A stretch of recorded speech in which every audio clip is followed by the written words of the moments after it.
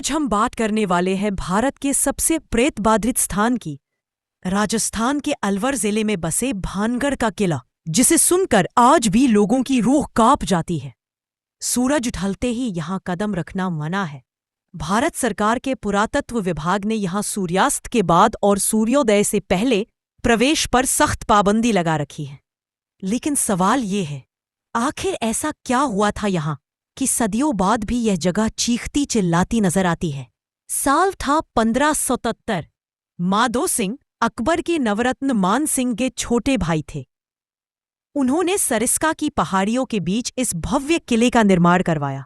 चारों तरफ ऊंची दीवारें, 5 बड़े दरवाजे, लहरिया, अजमेरी, दिल्ली गेट और सबसे अंदर जौहरी बाजार, नाचनी की हवेलियां, गोपीनाथ मंदिर, सब कुछ था।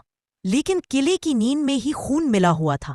कहा जाता है यहां एक तांत्रिक रहता था, नाम था सिंघिया, या कुछ लोग उसे बाबा बालूनाथ कहते हैं। वह उस पहाड़ी पर तपस्या करता था जहां आज किले का मुख्य द्वार है। जब माधो सिंह ने किले की छाया उसकी कुटिया पर पड़ते देखी तो तांत्रिक ने चेतावनी दी, अगर कभी मेरी कुटिया पर इस किले का समर्पण करने लगा, पूरा भानगढ़ मिट्टी में मिल जाएगा।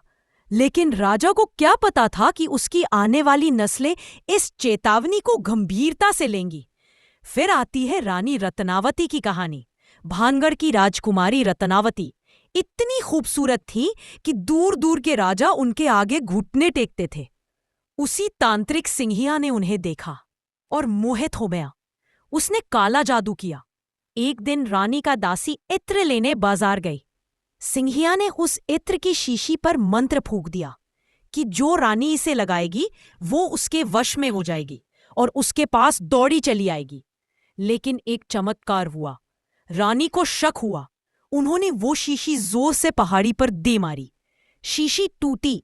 उसका सारा इत्र उस तांत्रिक पर जा गिरा और मंत्र उल्टा पड़ गया। तांत्रिक खुद रानी की तरफ दौड़ा, लेकिन रास्ते में एक बड़ा पत्थर उसके ऊपर गिरा और उसकी मौत हो गई। मरते मरते उसने श्राप दिया, ये पूरा भानगढ़ नष्ट हो जाएगा, कोई यहां छत नहीं बना पाएगा और जो भी यहां रहेगा उसकी मौत यहां होगी और आत्मा यहां भटकती रहेगी। और ठीक वैसा ही हुआ। साल 1630 में औरंगजेब की सेना ने भानगढ़ पर हमला किया। रानी रत्नावती ने भी किले की सबसे ऊंची छत से कूदकर अपनी जान दे दी। उस दिन के बाद भानगढ़ में कोई छत नहीं टिकी। जो भी बनाई गई वो गिर गई। आज भी जो लोग रात में यहां रुके उनकी चीखें सुनी गई। लोगों ने देखा है किले के अंदर से नाच गाने की आवाजें, घुंघरुओं की झंकार, महिलाओं के रोने की आवाज। कई लोगों ने रानी रत्नावती को आईने के सामने खड़े देखा। कुछ ने तांत्रिक को काले कपड़ों में पहाड़ी पर चलते देखा। एक युवक रात में यहां फंसा था। सुबह उसका शव कुएं में मिला, बिना किसी चोट के। पूरा शरीर नीला पड़ चुका था। स्थानीय लोग कहते हैं यहां सूरज ढलते ही हवा का रुख बदल जाता है, पेड़ अपने आप हिलने लगते हैं और अगर कोई औरत अकेली यहां गई तो उसके बालों में कोई हाथ फेरता है।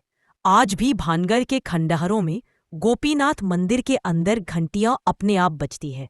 जौहरी बाजार में बच्चों के खेलने की आवाजें आती हैं और रात के 2 बजे, ठीक उसी वक्त जब रानी ने छलांग लगाई थी, किसी औरत की चीख पूरे किले में गूंजती है। क्या आप कभी भानगढ़ गए हैं?